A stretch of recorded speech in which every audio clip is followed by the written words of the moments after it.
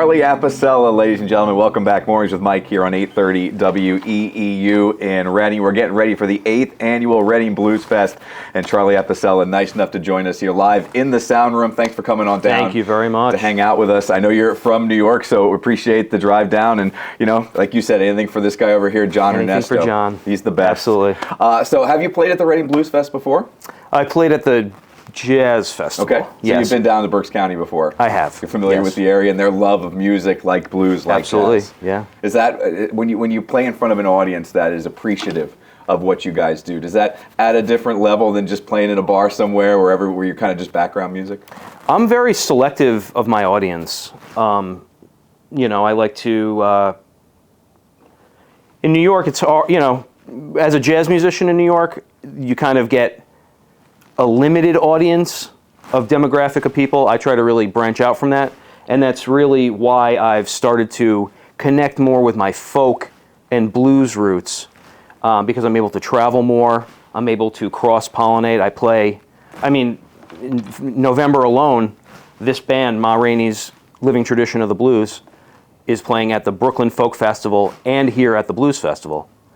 So I've been able to find a way to connect what people call genres. Mm-hmm. And really it's all the same thing. It's all American classical music. Yeah, and that we're going to get into that show that's coming up on Saturday, November 22nd at 1 o'clock at the Doubletree Grand Ballroom coming up here in just a little bit. But let's start off talking a little bit about you, Charlie. Where were you born? Where are you from? And how did you end up, playing a guitar for a living?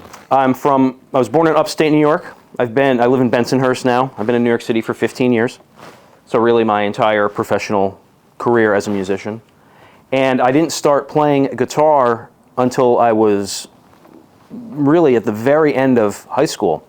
So I went to the University of Massachusetts, and I wasn't able to perform, cut it really as a musician. And I ended up studying African American studies. And through there, I met my first music teacher, which was Yusef Latif. So right when I got to the point where I could perform at all, really, on guitar, I started taking lessons with him, composition lessons, and just general music lessons. And that experience really, it's only now is it starting to settle in with me, some of the lessons that I learned from him. I met B.B. King when I was at UMass, and I encountered some other people who were master musicians who are mentors and friends now. So that was a pretty important time for me. When you're just getting started and you get to meet legends like that, and not just meet but spend time with legends like that, how much was that influential in your growth as a musician? It was, everything I do is based on, I had no musical experience at all when I started working with Yusef, right? So typically his students are like grad students. But it was because of, by the time I was a senior in college, by the time I auditioned for his studio and he accepted me. But at that point I had already completed a degree in African American Studies. I'd already completed all my college work, so I was a very good student. I just wasn't a developed musician. So in order to have that background, I was intellectually able to handle all the lessons. Mm-hmm. And over time, I developed as a musician. And because of that contact with him, I was able to then become a student of Pat Martino, Philadelphia's own, and again, another very good friend of John's. Yeah, just the names that you're rattling off here. I know, I can't even believe it, really, to be honest with you. When you called it American classical music, whether it's a jazz or blues, what was it about that genre, that kind of type of music that really drew you in? That term is something that I learned from Billy Taylor, the person who composed that tune I just played. Okay. That's called I Wish I Knew How It Would Feel to Be Free. It was made famous by Nina Simone, and it was a tune that Dr. King appreciated. He liked when Billy played that. That terminology I got from Billy. He used the terminology African American classical music. And what I was taught by Billy, by Yusef, Archie Shepp was one of my teachers when I was there, and then many people since then, is what we have as an idea of a genre is that's like layman's terms. Mm-hmm. The highest form of jazz music is folk music. The greatest jazz musicians are folk musicians, because jazz is a social music. It has to do with how people interact, how people come together to experience the stories that they tell in society, and how people experience entertainment and experience community. And that's why it's the concept of folk and classical become one.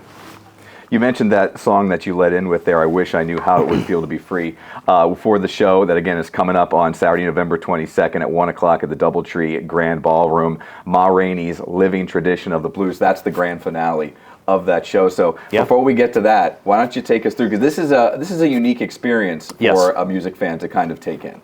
So I have, again, from those mentors that I mentioned, and from my uncle, who's a great blues fan, I have always had an appreciation for Ma Rainey. And people, ask me, why did you start to pursue this? Why did you get into it? And the answer is very simple. I listened to her.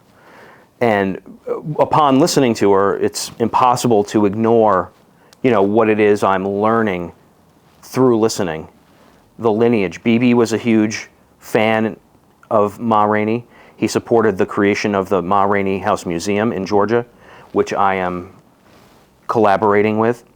So the project really came together when I befriended Florine Dawkins, who is the curator and the folklorist who's in charge of the museum. This is Ma Rainey's house in Georgia.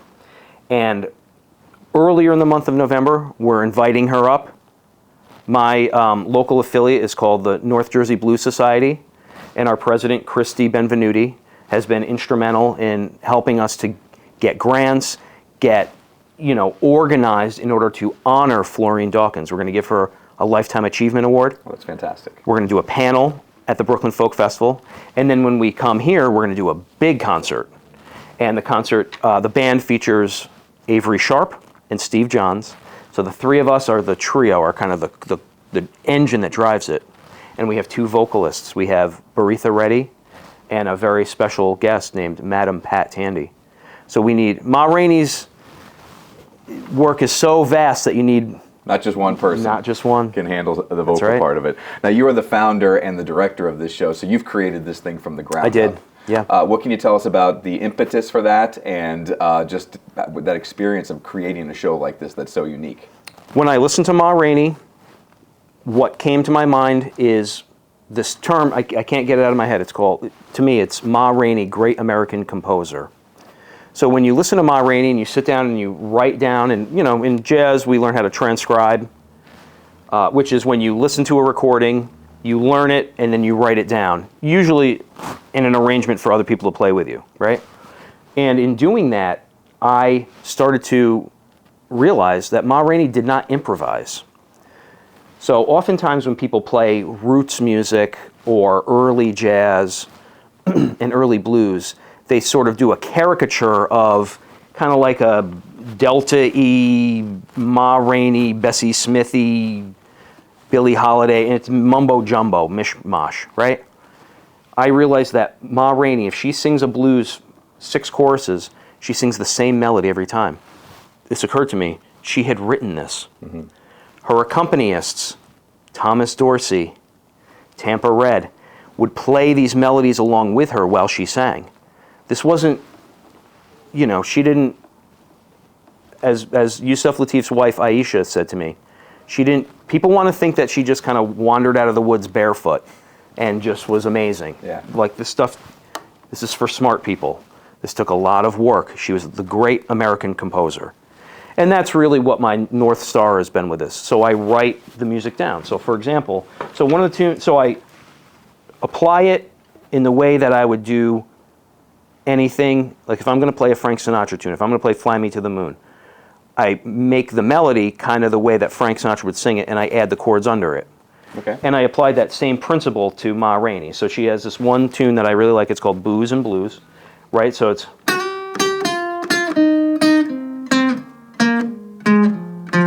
So those are the melody notes, right? So I can't sing, but,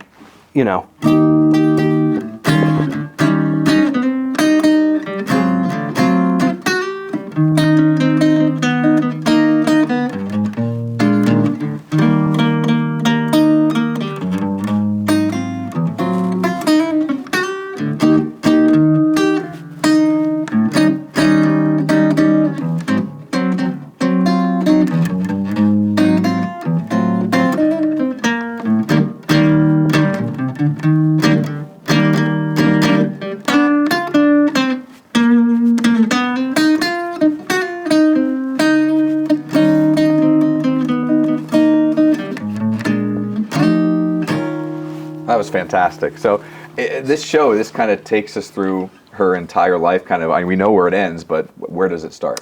So we have, the show is based on this concept that she's not only the mother of the blues, but the sidemen and the accompanists that collaborated with her were also very important and influential in their own right. So we have Thomas Dorsey, who we know was really the father of gospel music. Her guitarist was named Tampa Red. Tampa Red basically invented electric blues guitar and the Chicago sound. He was her accompanist. Coleman Hawkins was in her band. Just about invented jazz saxophone. Louis Armstrong was her accompanist for a few recordings. Bessie Smith. So in one way to look at it is Ma Rainey is this intersection of everything that came before and everything that came after was filtered through her influence. So with that, we branch off with the set list. We play a tune, we play the Billy Taylor tune, for example. We play a B.B. King tune. And there's a little bit of a story that's associated with each one. So it's not specifically dedicated to Ma Rainey's music, and it's... But it's her influence, as you said. It all comes directly from that well. It all draws from the same well. Is she one of when you look back on the history of music, would you consider her one of the most influential musicians of all time with what she's touched and just what you've mentioned here? Yeah, I mean, I think she's influential in ways that are completely underappreciated today because, the recordings haven't been treated well. They're only now being remastered. There's a company in the UK, I understand, that's remastering all the recordings so we can finally hear them well. The pitch is going to be good. But a lot of these recordings have kazoo and washboard, and they're very much a product of their day. And they're not that easy to listen to. So you kind of have to wade through it.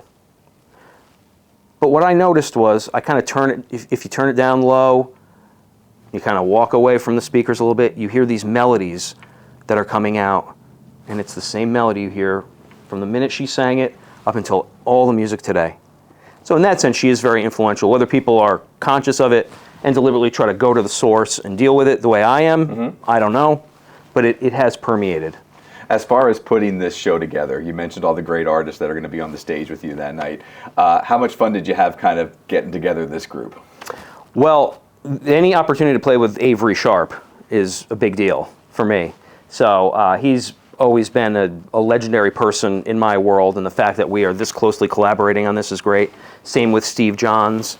And then to have material that these wonderful veteran vocalists can collaborate with us on is great. So really, it's a dream come true that I get to work with elder musicians to bring this back to life.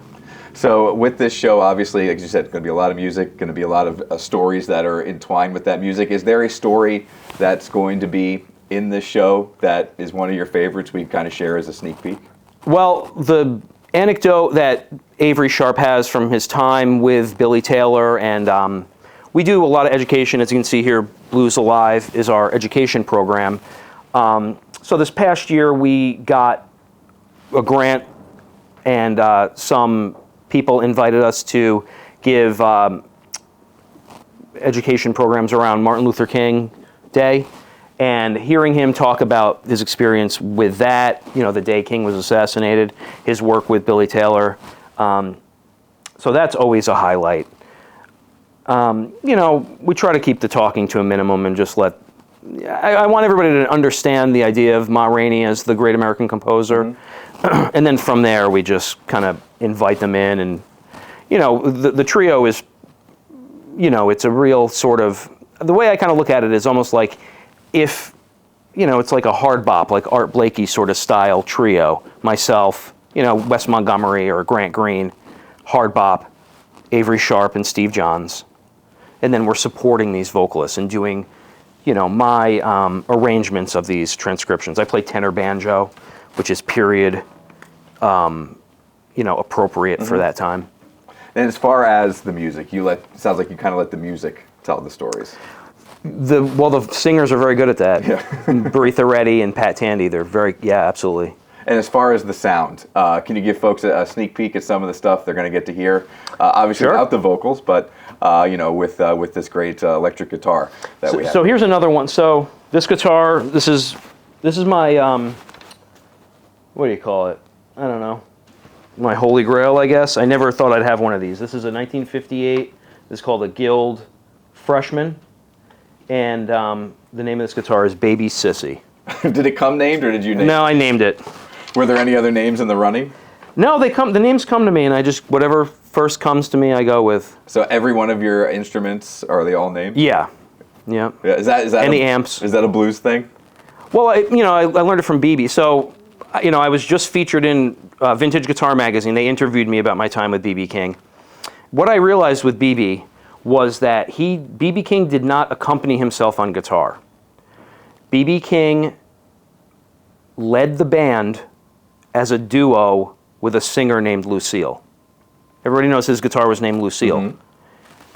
From when I talked to him, now putting two and two together over time, I've come to this realization that he viewed Lucille as the co-leader of the band. Okay, BB King didn't play guitar and sing at the same time, right?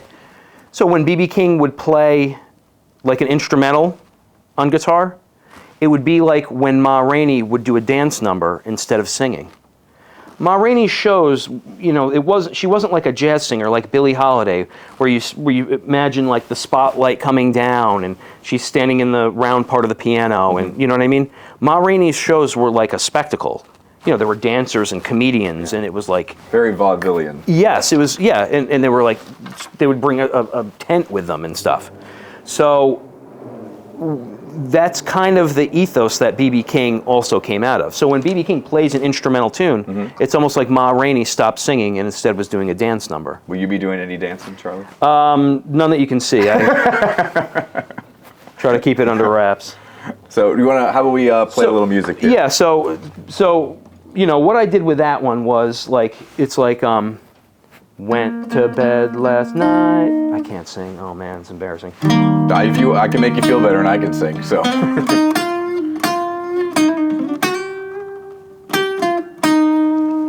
That's like exactly what she sings, right? So I just took, like Joe Pass would do in a chord solo arrangement, and I put the chords under it. So I go.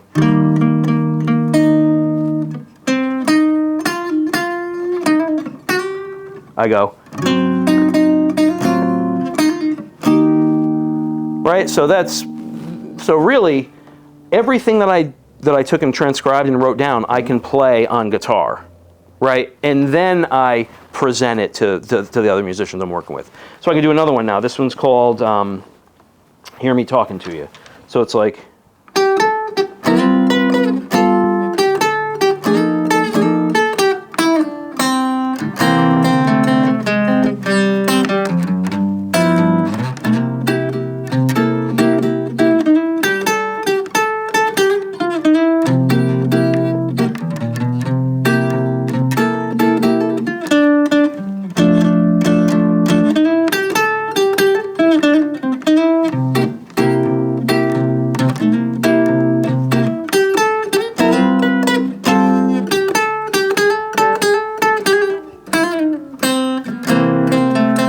solo a little.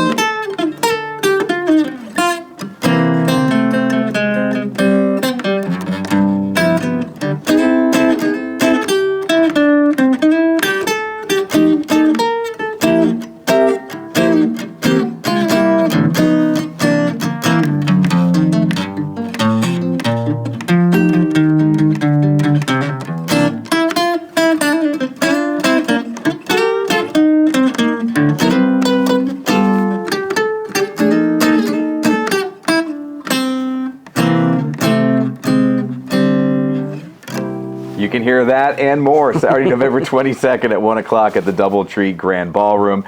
Search for the 8th Annual Reading Blues Fest online. Get your tickets and come on out and see them. Before we let you go, we were talking a little bit before we got started here about traveling all over the world, and that's got to be one of the, I don't think you knew when you went to college you were going to be a musician when you grew up. That's got to be one of the fun kind of aspects of your job that a lot of people don't get to experience. I do. I just love being invited places just like this to hang out and share the vibe and the history and the education part of it is very important to me as well.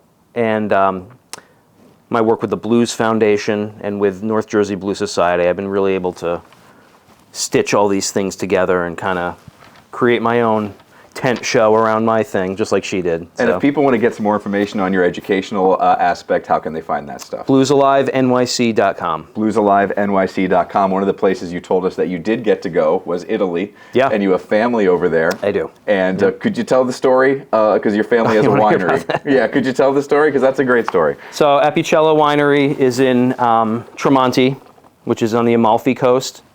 And the way that my distant cousin tells it, they've been making wine there for 700 years, and they're able to grow this certain type of grape because when Vesuvius erupted, it blasted, some sort of acid onto this side of the mountain, and that acid to this day prevents spiders from eating the roots of this very special type of grape. So they wouldn't be able to grow the grape if that volcano had erupted. Exactly. And now your family makes wine, and yeah. You've had friends go over to Italy, and all of a sudden there's a bottle of your family's wine sitting in front of you. So I guess when you go over there, you always got a gig.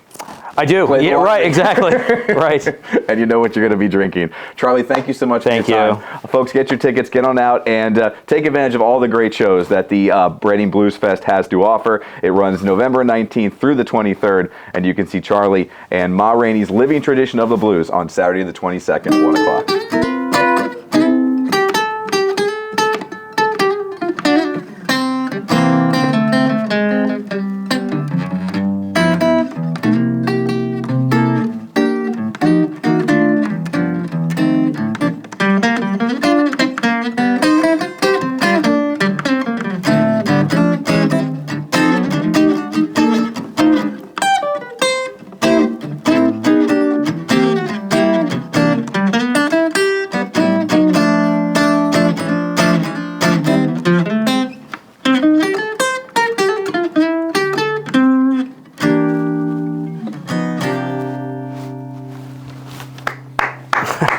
Thank you.